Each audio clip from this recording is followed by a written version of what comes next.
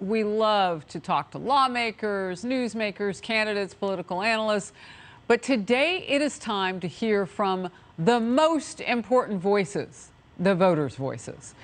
154 days, yes, we're counting, until midterms, when the nation will decide which political party will control Congress and state houses across America.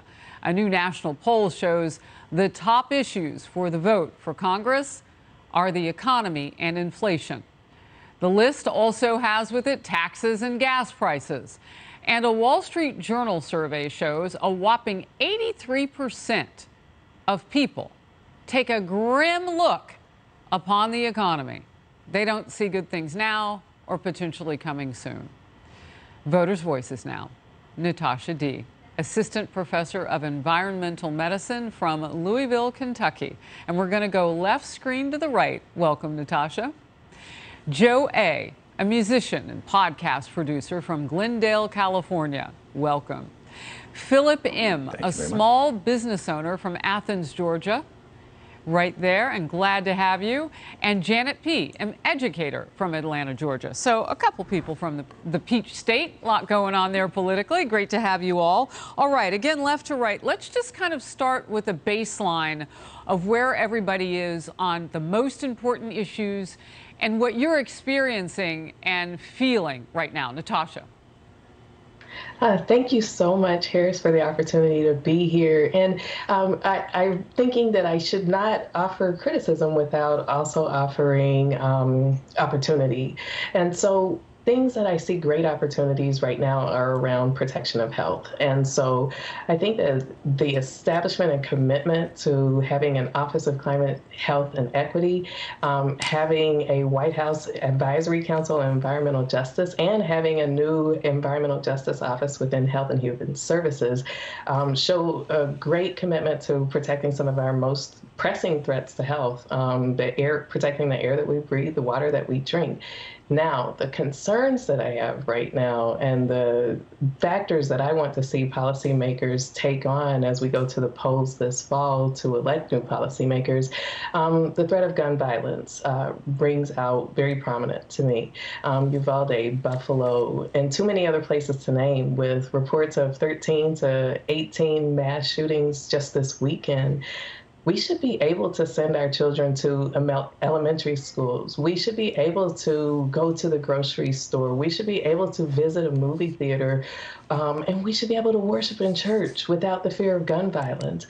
Of course, the economy is also a major concern. Gas prices are making people make decisions that could impact their health as well, certainly can impact their economy and their economic outlook. I have a friend that shared with me just yesterday that they are considering asking their job for more telework time so that they don't have to drive into work as often. Interesting. And certainly the pressing threat of extreme weather is the third major concern, and each of these affect health, and I want policymakers to be able to focus and be steadfast and focus on prevention as it comes to all of Natasha, you've given us a complete answer, and we do appreciate it. We want to give everybody else a chance to chime in. Philip, I'm going to come to you.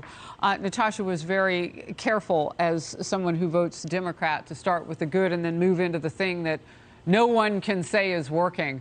And some of those things. So I want to get your views on what you're feeling, what you're experiencing right now, Philip. Well, it's the debt that the entire nation is under that trickles down to me as a small business person.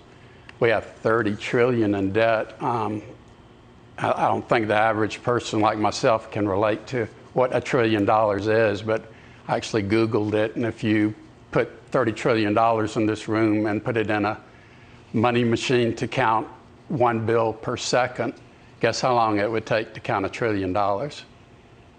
And we have 30 trillion in debt. It'd take 33,000 years to count those $1 trillion. So it can't be paid back. It's essentially an impossible feat to bring that amount of money in to cover the debt. And this administration wants to add $5 trillion more to that. It's money that people can't even spend. It's being thrown at them so fast. So that's my biggest concern, is that we're watching this nation go downhill from an economical standpoint. and all of their solutions just make it worse. Yeah, it's interesting what you say, because while people may be feeling the immediate effects of gasoline prices, you're looking down the road, and what the administration wants to do to try to alleviate the immediate could make that down the road untenable for our future generations. It's an interesting point. Exactly. I want to move to this, and then I'll come to you, Joe and Janet. So the Wall Street Journal poll shows 86% of Americans say that they are deeply divided when it comes to our most important values. Only 13% say they are united and in agreement. I mean, if our families were like that, they'd be busting up. Janet, your thoughts? My thoughts are simply that the quality of life that we have in America under this administration is of deep concern to me. What I see is a ball of confusion when it comes to the morality wars. We're looking at Roe v. Wade, transgenderism, racial division. Whenever we are under a Democrat administration, racial tensions are always heightened. And then you add in the economy, inflation, the massive amounts of money that we're sending to the Ukraine, when we could probably use that to build up our own infrastructure. These are concerns that I believe have a daily impact on the American citizen. Sometimes we don't know whether we're coming or going. And that results in a lot of what you have now is mental challenges that people are experiencing because our quality of life is so unstable right now. So I think that we need to focus on the infrastructure of just the individuals here in America, and then we can move forward and doing other things. You know, in my notes, Joe, and my team has spoken with you. You sort of are independent on some issues. You're Democrat on others. And listening to what Janet just said, what are your thoughts? I think the economy is an incredibly important issue, but if the environmental issues for me are probably the top issue, because last time I checked, we have one planet. The economy doesn't matter if everything's on fire or underwater. These cultural issues are extremely divisive, and like someone said, it does divide families. My relationships are strained as a result of the divisiveness in our country. But issues like, let's say, gun control are extremely important to me. If the repeated slaughter of children does not make you reassess your position on gun rights and gun legislation, I question your humanity, I question your morality. People want simple answers to very complex problems, and I think that participation in our democracy is such an important issue. Yeah, that's a very wise statement. People want the Pop-Tart culture type of doing things, and sometimes things are more than one answer, more than 15 answers, and time, and I know that's tough. It's, you know, I don't want to gloss over this, because Uvalde, Buffalo, the shootings have been things that have touched all Americans, and it is never fair to say that one political party owns more heart than the other. So I want to give Janet and Philip, either one of you who would want to speak on what's happened, because both of our other guests have, and just to get your point of view. I'll come right back to you, Janet. Okay. So your thought on it. Gun control? Well, what's happened in Uvalde and Buffalo, and how we go forward from this moment? Yeah, it's a tough one, and it's not a new problem. I own several guns. I'm a hunter.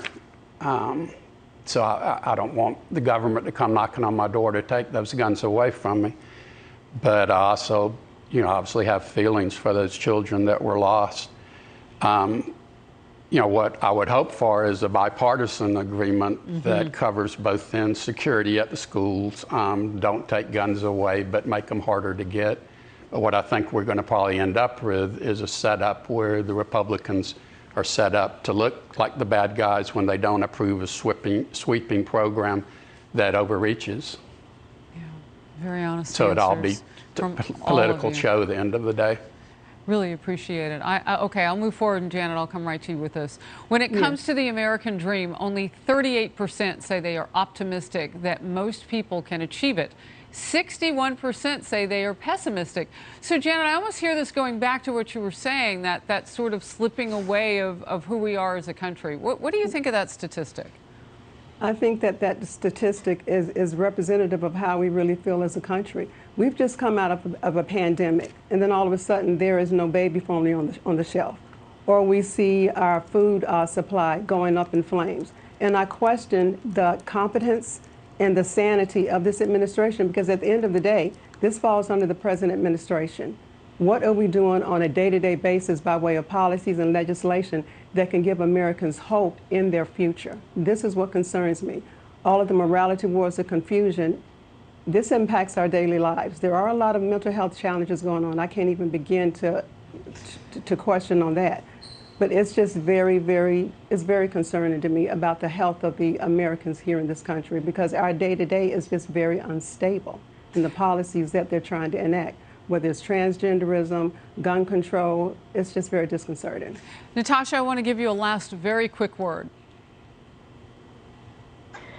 Absolutely. I think there are many pressing concerns that are affecting the health, and I think that protecting our health absolutely provides a path forward to achieving the American dream, because our health is our greatest asset, as I shared with you before, and without that, we can't achieve it. And so we need protection for the climate, we need protection for air and water quality, and we need protection of our basic human rights so that we can have autonomy to make the decisions that protect our health. So when politicians have in mind who is sitting around that kitchen table, I hope that they will see your very eloquent voices, all of you, Joe, Philip, Janet, and Natasha, all of you, and they will think of you as representing so many millions of Americans who really do care about the issues, voters' voices. Great to see you all. God bless you. Thank you, Ms. Faulkner. Thanks.